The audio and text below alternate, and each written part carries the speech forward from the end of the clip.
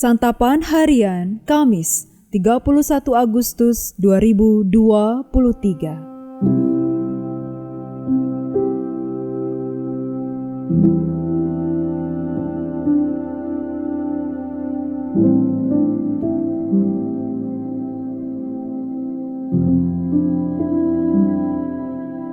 Inilah program Santapan Harian, sebuah program yang mengajak Anda menelusuri isi Alkitab, agar Anda menemukan makna firman Tuhan sesuai dengan konteksnya. Santapan Harian tertuju bagi Anda yang ingin memiliki kehidupan rohani yang segar, kuat, dan sigap. Hari ini kita akan membaca 1 Tawarik pasalnya yang ke-29, ayatnya yang ke-20 hingga ayatnya yang ke-30. Namun sebelumnya, mari kita berdoa. Kristus, Engkau dekat dan selalu dekat dengan kami. Hari ini, kami akan dekat dengan firman-Mu, karena Engkau akan berfirman bagi kami. Kami siap mendengar, kami siap melakukannya.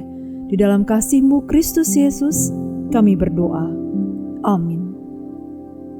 1 Tawarik 29 ayat 20-30. Kemudian berkatalah Daud kepada segenap jemaah itu, "Pujilah kiranya Tuhan Allahmu." Maka segenap jemaah itu memuji Tuhan Allah nenek moyang mereka. Kemudian mereka berlutut dan sujud kepada Tuhan dan kepada Raja. Keesokan harinya mereka mempersembahkan korban sembelihan dan korban bakaran kepada Tuhan, yakni 1.000 ekor lembu, 1.000 ekor domba jantan, dan 1.000 ekor domba muda dengan korban-korban curahannya, dan sangat banyak korban sembelihan demi seluruh Israel. Lalu mereka makan dan minum pada hari itu di hadapan Tuhan dengan sukacita yang besar. Kemudian menyatakan untuk kedua kalinya Salomo anak Daud sebagai raja, dan mengurapi dia bagi Tuhan sebagai raja, dan Sadok sebagai imam. Kemudian duduklah Salomo sebagai raja menggantikan Daud ayahnya di atas tahta yang ditetapkan Tuhan. Ia mendapat kemujuran sehingga setiap orang Israel mendengarkan perkataannya. Lalu semua pemimpin dan pahlawan juga semua anak Raja Daud mengakui kekuasaan Raja Salomo. Tuhan membuat Salomo luar biasa besar di mata seluruh orang Israel dan mengaruniakan kepadanya keagungan kerajaan seperti tidak pernah ada pada semua raja sebelum dia yang memerintah atas Israel.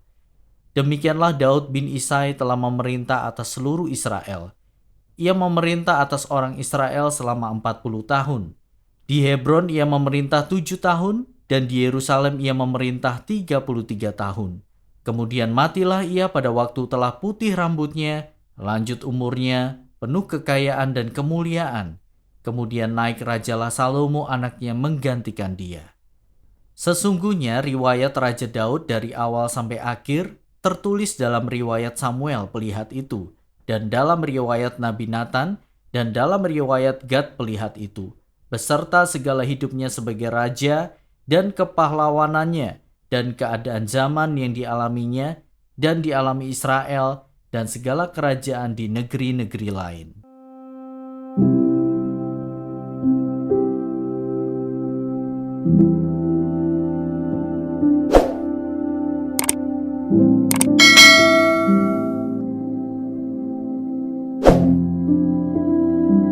Sahabat Santapan Harian, apakah kita pernah merenungkan bagaimana kita akan mengakhiri hidup?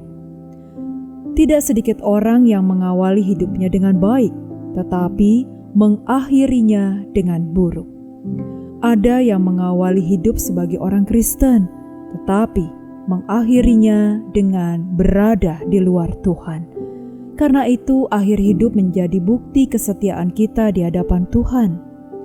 Pada akhir hidup dan masa pemerintahannya sebagai Raja Israel, Daud tidak hanya penuh dengan kejayaan duniawi, tetapi juga penuh dengan kemuliaan Tuhan. Hal itu kita lihat jelas ketika ia mengajak seluruh umat Israel untuk memuji dan memuliakan Tuhan. Sebagai manusia biasa, Daud tentu saja tidak lepas dari kesalahan dan dosa. Namun, dari awal sampai akhir hidupnya, ia tetap memelihara relasi dengan Tuhan.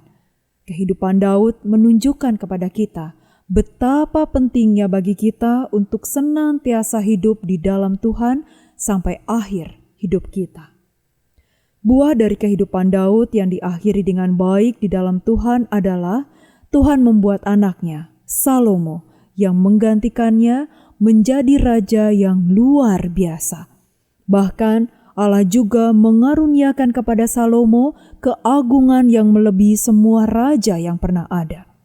Selain itu, kita juga menyaksikan bagaimana Daud mengakhiri hidupnya dengan penuh kekayaan dan kemuliaan.